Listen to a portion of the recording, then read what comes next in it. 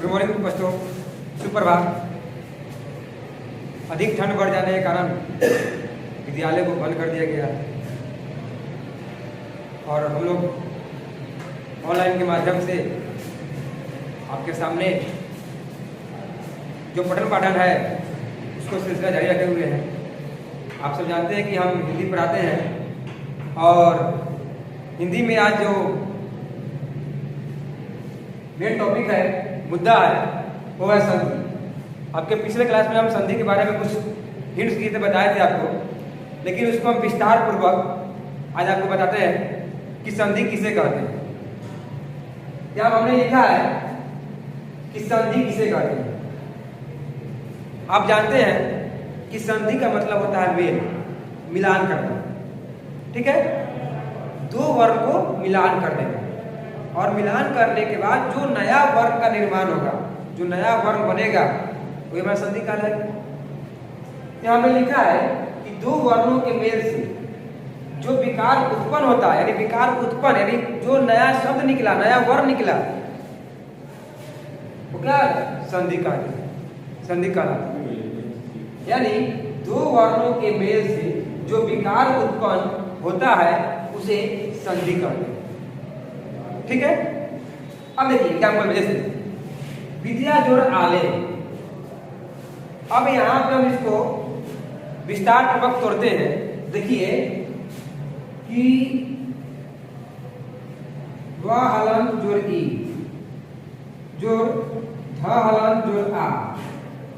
आप देखिए यहां पे, फिर पुनः आगे देखिए, जोड़ यहां पे आ है, जोड़ ल हलन जोड़ आ, जोड़ या हलन जोड़ आ। अब यहां देखिए ध्यान से, अब जैसे यहां पे दो गो वर्ण मिला, आ और आ, तो आप जानते हैं कि आ और आ मिलने के बाद क्या बनता है, आ ही बनता है। तो क्या यहाँ पे आ हो गया यहाँ पे। अब ये सभी को मिलाइए, बी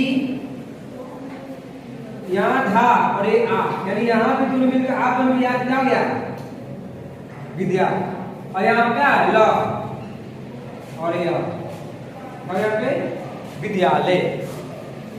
अब कैसे हुआ, आज और आ मिलकर कैसे बना, इसके बारे में जानते हैं, समझते हैं कि आज और आ मिलकर कैसे आ गया। तो आइए हम एक आपको छोटा सा विधि पे ले चलते हैं और विधि को आप ध्यानपूर्वक देखिए और समझिए कि कैसे हुआ। आप इसको नोट कर लीजिएगा आप लोग, ठीक है। अब देखिए यहाँ पे ये विधि है, आज और आ बराबर क्या होता है आ। ठीक है, आ जोड़ आ बराबर आ। ठीक, ठीक, पुनः आ जोड़ आ बराबर आ। यानी आप जानते हैं कि जिसका बोलबाला अधिक होता है उसी का मान प्रधान ज्यादा होता है। इसी प्रकार से जब हम स्वर वर्ण पढ़ते हैं तो आ हर्षी दीर्घी, यानी आ का जो यहाँ पे उच्चारण स्थान है उसका बोलबाला क्या है, अधिक। जब अधिक यहाँ पे है तो यहाँ पे अ जोड़ अ बराबर क्या हो गया, आ हो गया। फिर पुनः आ जोड़ आ बराबर क्या हो गया, आ हो गया। फिर आगे देखिए, आ जोड़ आ बराबर क्या हो गया आपको, आ हो गया। फिर देखिए आगे, आ जोड़ आ बराबर आ। अब आपने एक विधि को देखा, अगर प्रथम पद में भी आ रहे और उसके लास्ट पद में भी, संधि के विग्रह करने के लास्ट पद में भी अगर आ रहे तो दोनों को मिलकर आपको आ का निर्माण होता ही होता। फिर पुनः से अगर प्रथम पद में भी अगर आ रहे और संधि का विग्रह जब करेंगे द्वितीय पद में भी अगर आ रहे तो दोनों के मिलने के बाद क्या होगा, आ होगा ही होगा।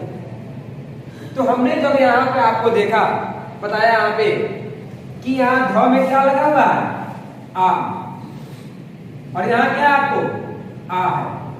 अब देखिए जब दोनों जो आ मिलेगा तो क्या बन जाएगा, आ का निर्माण करेगा ना। जब आ का जब निर्माण करेगा यहाँ पे तो क्या आएगा यहाँ पे? विद्यालय।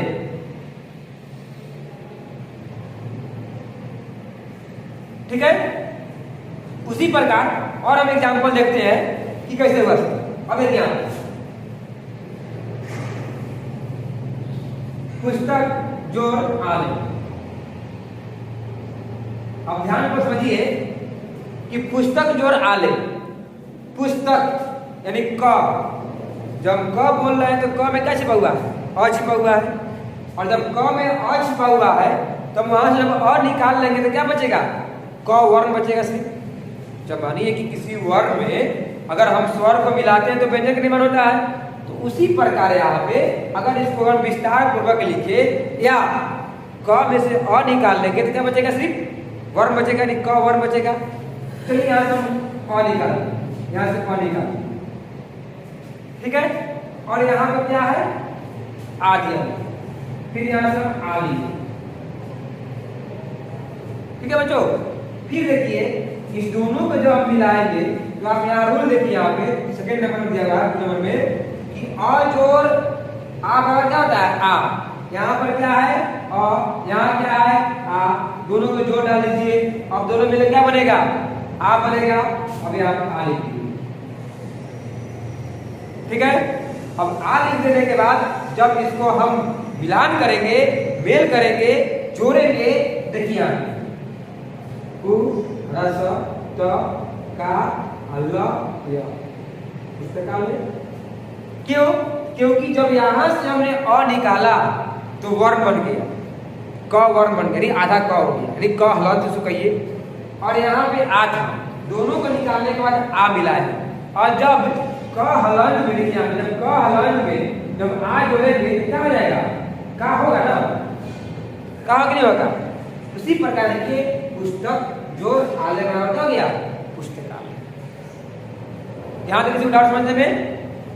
अब फिर आगे देखिए, अब हमने तो ये अ का भी विधि बताया, अब इससे आगे क्या क्या विधि होगी देखते हैं। अब देखिए कि अ की जब यहाँ किसी को डाउट हो तो आप पूछ सकते हैं। अब देखिए यहाँ पे अ जब खत्म हो गया तब आते हैं हम ई पे। अब देखिए उसका नियम क्या है, इसको बता दें, आप नोट कर लीजिए हुआ।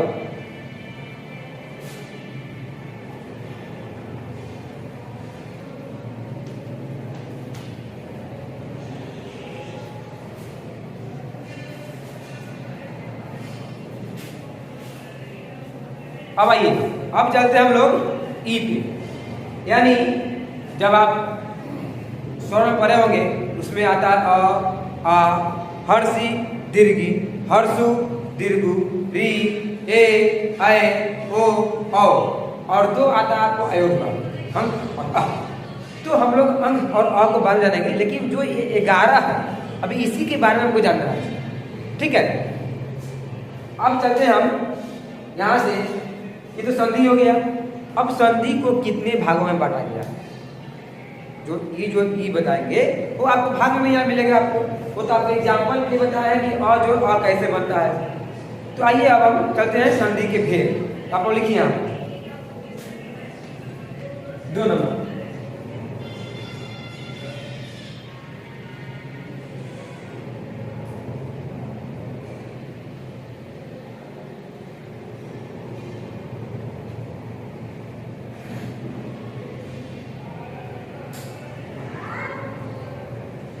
ठीक, संधि के अब कितने भेद होते हैं? तो देखिए संधि के 3 भेद होते हैं। संधि कितने होते हैं? 3। अब देखिए 3 कैसे कैसे होते हैं?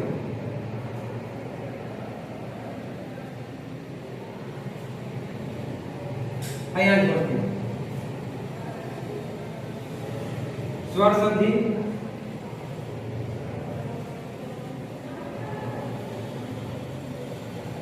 व्यंजन संधि और लास्ट में आपको विसर्ग संधि।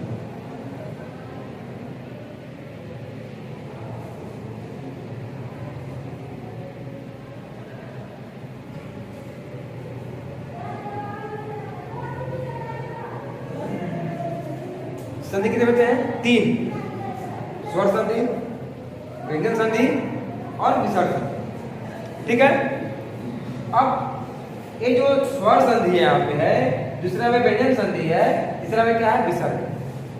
अब जितने भी स्वर है जो आपको हमने बताया अभी कि जो आपको अ आ हर्षी दीर्घी, वो जितने भी स्वर है आपको इसी स्वर संधि में, इसी स्वर संधि के अनुसार आपको संधि विच्छेद होगा और मिलान होगा। जैसे आपको पहले बताया था कि अ जोड़ आ या अ जोड़ अ इसी में आता है।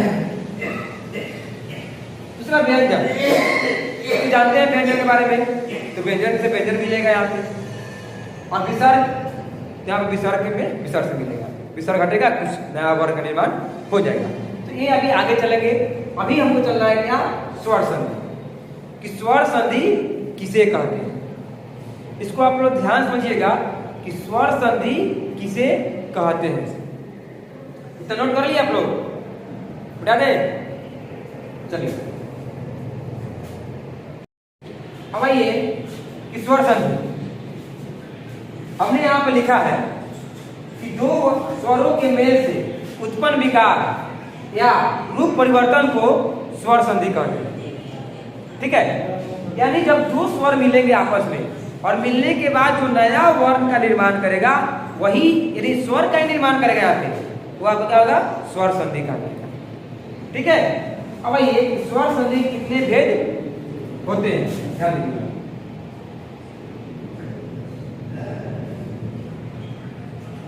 तो आप जानते हैं स्वर संधि के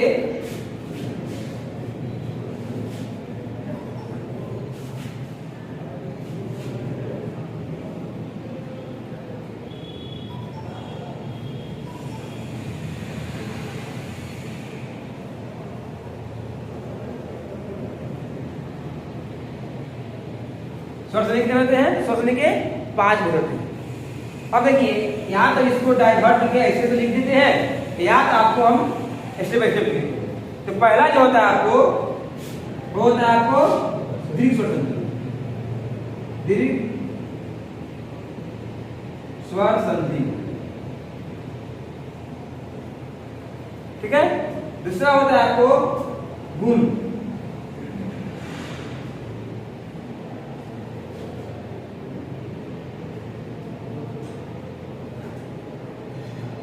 तीसरा होता है आपको वृद्धि,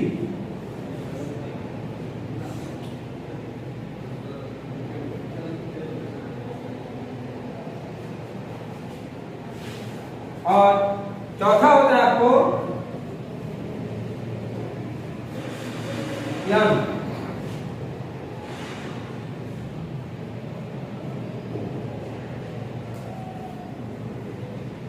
और लास्ट होता है आपको अयाधी।